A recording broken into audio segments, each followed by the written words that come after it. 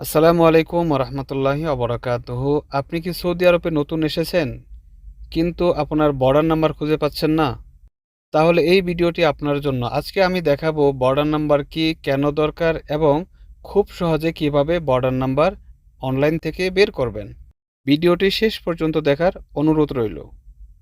Border number হলো Saudi আরবে প্রথম প্রবেশ করার সময় দেওয়া একটি ইউনিক নাম্বার।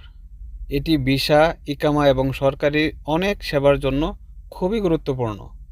অনলাইন থেকে বর্ডার নাম্বার বের করার জন্য আপনার প্রয়োজন হবে ভিসার কপি বা ফটোকপি। বাংলাদেশে ভিসার যাবতীয় কাজ কমপ্লিট করার পর এজেন্সি যখন আপনার কাছে পাসপোর্ট এবং টিকিট হ্যান্ডওভার করে, তখন আপনার কাছে অবশ্যই ভিসার কপি বা ফটোকপি দিয়েছে, সেই কপিটাই প্রয়োজন হবে।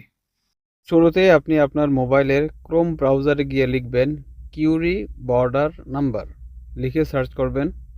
প্রথমে যে লিঙ্কটি শো করবে এই লিঙ্কের উপর ক্লিক করবেন। এখানে তিনটি অপশন আসছে।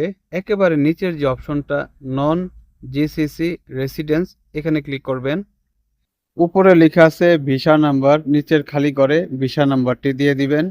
এর নিচে হিজরি এবং গ্রেগরিয়ান দুইটা অপশন আছে, এখানে গ্রেগরিয়ানটাকে সিলেক্ট করে দিবেন। নিচে লেখা আছে ভিসা ইস্যু এ ডেট, খালি ঘরের পাশেই ক্যালেন্ডারের ছবি আছে, এখানে ক্লিক করবেন। আপনি যেই তারিখে ভিসাটা ইস্যু করেছেন বা ইস্যু হয়েছে সেই তারিখটা এখানে দিয়ে দিতে হবে।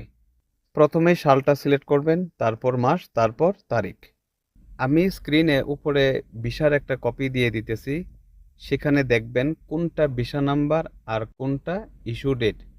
এর নিচে আপনারা ইমেজ কোডটি দেখতে পাচ্ছেন, অর্থাৎ এখানে কয়েকটা সংখ্যা দেখাচ্ছে, সেম সংখ্যাটা নিচের ঘরে দিয়ে দিবেন এবং নিচে লেখা আছে ইনকোয়ারি, এখানে ক্লিক করবেন। আপনাদের সামনে বর্ডার নাম্বারটি চলে আসবে।